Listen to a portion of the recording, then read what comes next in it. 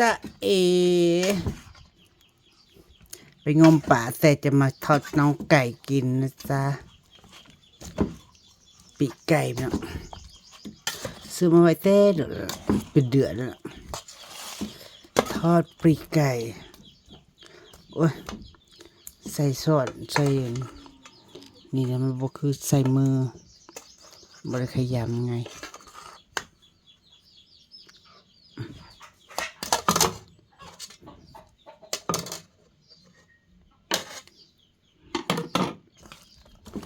นี่จ้ะน้ำมันกระดามดำ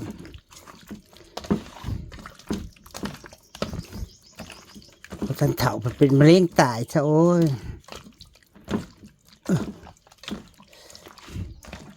นั่งทอดน้ำปลาใช้น้ำปลาปลากระไดยันโบเค็ม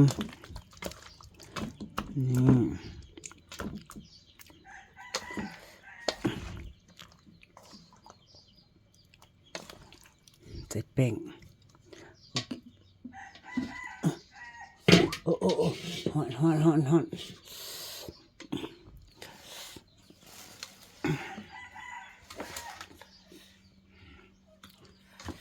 ข้านไปซื้อมันห่อนแดด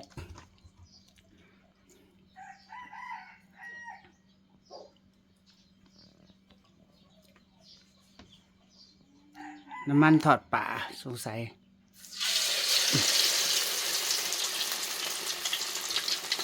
นิ้วเขาน้ำมันกระไร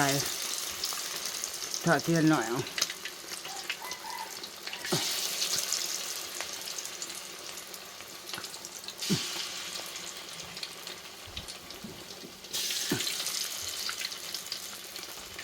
ขี้เกียจไง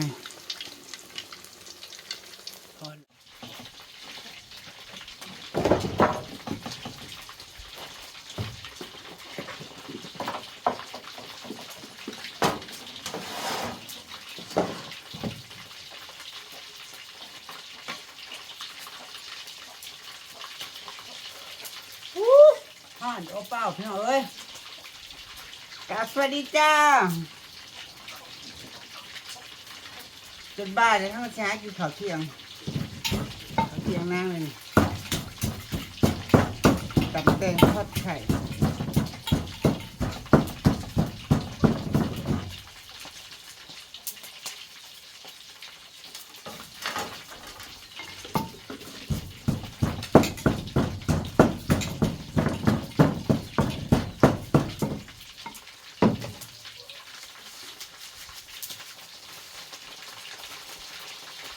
ตำแตะตำหมักหุ้งเนาะตำหุ้งทอดไข่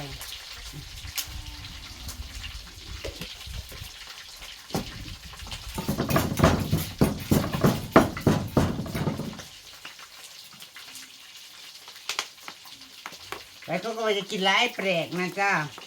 อันนี้ใส่น้ำปลาแล้วจ้าใส่น้ำปลาข้องดอกด้วยกันโอ้ยได้เท่าไรพี่เดี๋ยวแตกมาทั้งนี้สิล่ะ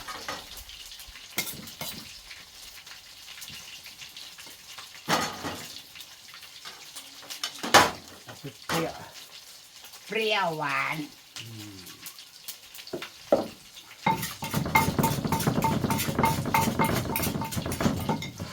ตักน้ำปลา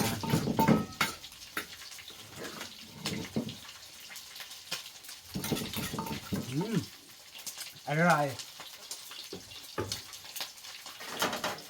แซ่บ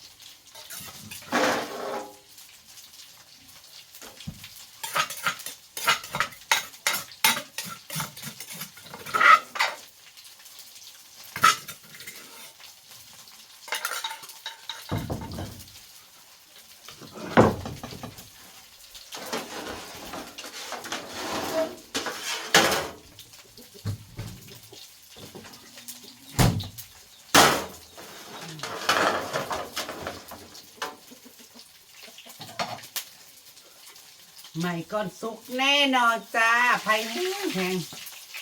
อู้ดำเลยดำคือลือนี่เป็นไงจ๊ะ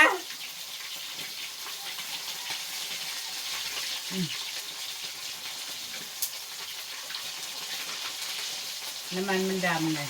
เลือดดำเป็นไงจ๊ะเป็นไงจ๊ะโอ้ย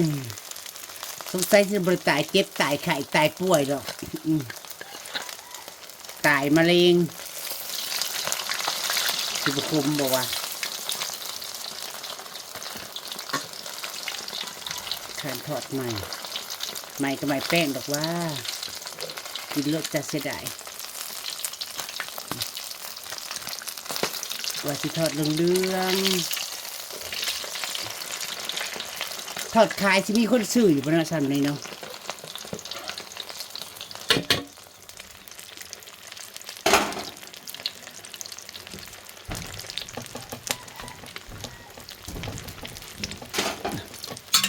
โอ้ยทอดไก่นิโกทอดจ้าไก่ทอดนิโกไก่นิโกไปทอดมันอ่ะ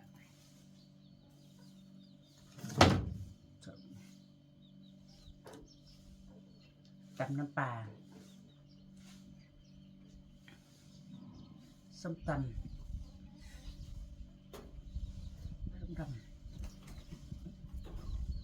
ใส่ปลาร้า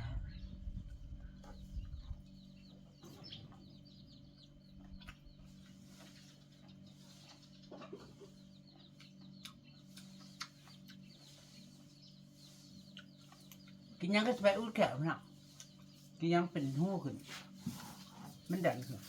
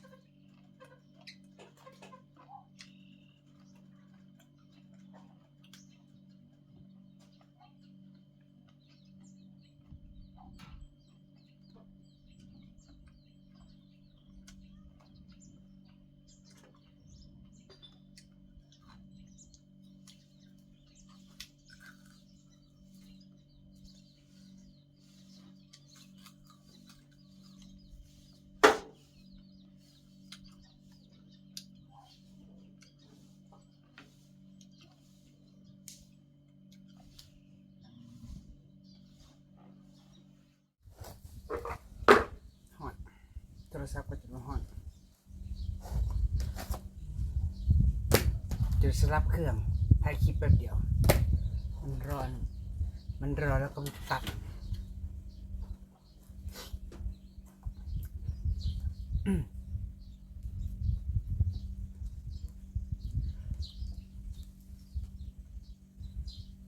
กินคนเดียวก็แสบยากพอเห็นแสบ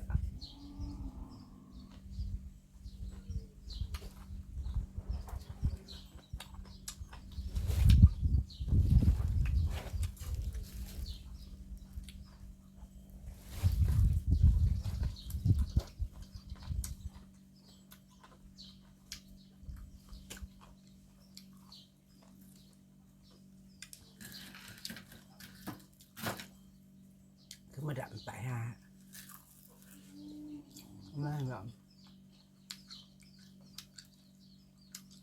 ขับไปเชื่อไก่ในบ้านพวก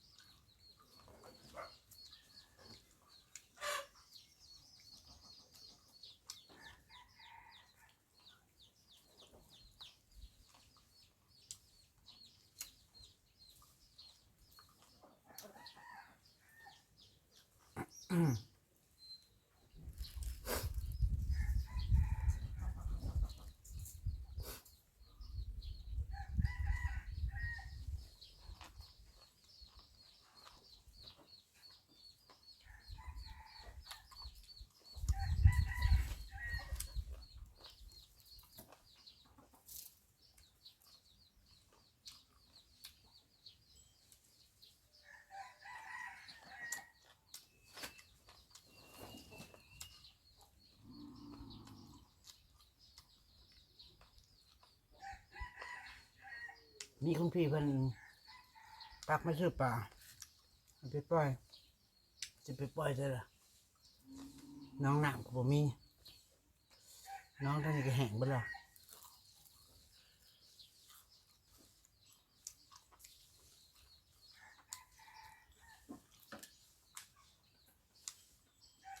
คันบ่ปล่อยเขาท้องคน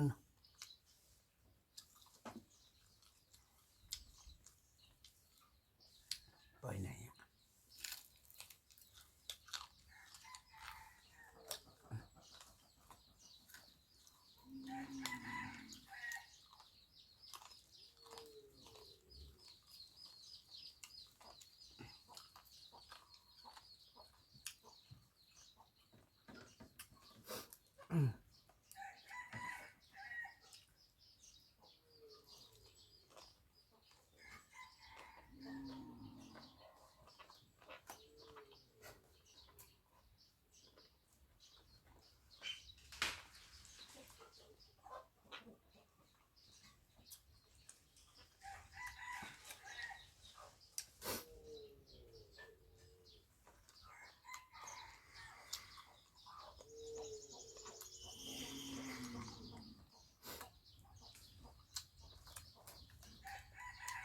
มันเอาใจดีหัด